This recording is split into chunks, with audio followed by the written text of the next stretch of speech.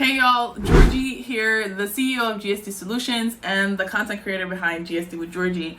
I recently did a poll on my LinkedIn account where I asked the question, have you ever hired a virtual assistant? Because we all need help sometimes, and having a virtual assistant or multiple virtual assistants can really change the game for your day-to-day work and responsibilities. I know for firsthand that it definitely has, and it has allowed me to increase my productivity, decrease burnout, because I'm able to delegate as well as allow other people to do the work, so that way we can achieve that bigger goal as a team, as a unit, keep our clients happy, keep us all sane, and keep us all paid and employed.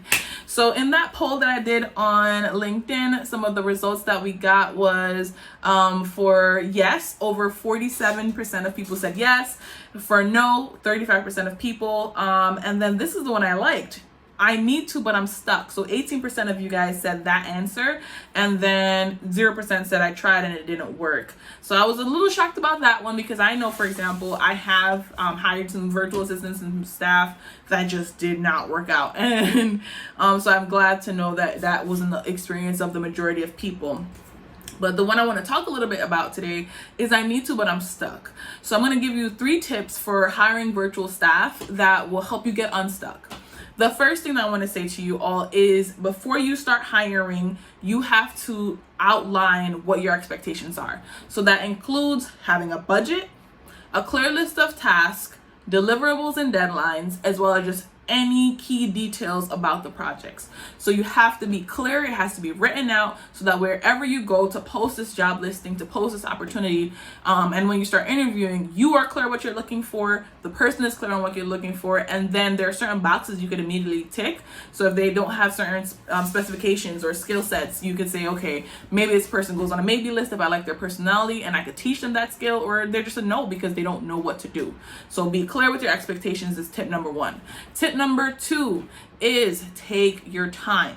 Hire slow, fire fast is something that we've probably all heard before, but the key thing about this is that hiring is a tedious process, and sometimes we get it wrong. Even if we hire slow, fire fast, we still get it wrong. I've been guilty of it, large corporations, and we've seen some of the folks. There was like a news story a couple of years ago where like a kid became a doctor and he didn't have any certifications, and so clearly whoever hired him hired fast and fired slow, and he's since did some crazy stuff. But nonetheless, that people can fake a resume, they can fake degrees, they can fake different things, and so be meticulous. So making the time in order to go over those applications, review if the person is a good fit, is going to be key. Don't just say I need somebody right now, just put anyone on it, because that may cost you financially or time wise or energy wise more in the long run. So take your time when you're hiring. So that's number 2. And number 3 is, remember that this person is not you. I'm going to say that again. This person that you're hiring is not you. So they will do things a little different. Even if you give instructions to the T, they have different work styles. They have different learning styles. They have different communication styles. So whoever you do hire, make sure you understand their communication styles. How, I've seen people where they're messaging a team member on Slack, messenger, but this person has not downloaded Slack for their phone because of their own boundaries. They don't want to have that type of communication style. But if you email them, 2 minutes later, they've emailed you back. But you're here sending 30 odd messages and just like, oh, this person is not responding on the tool that I need to. Relax. Take a deep breath. They don't hate you. They're not mad at you. It's just that's just not their best communication style for whatever reason. So is it a phone call? Maybe you get a faster answer just jumping on a phone call, doing a huddle, or an audio response. Maybe they're better asynchronously by using video communication. Maybe they're better in text.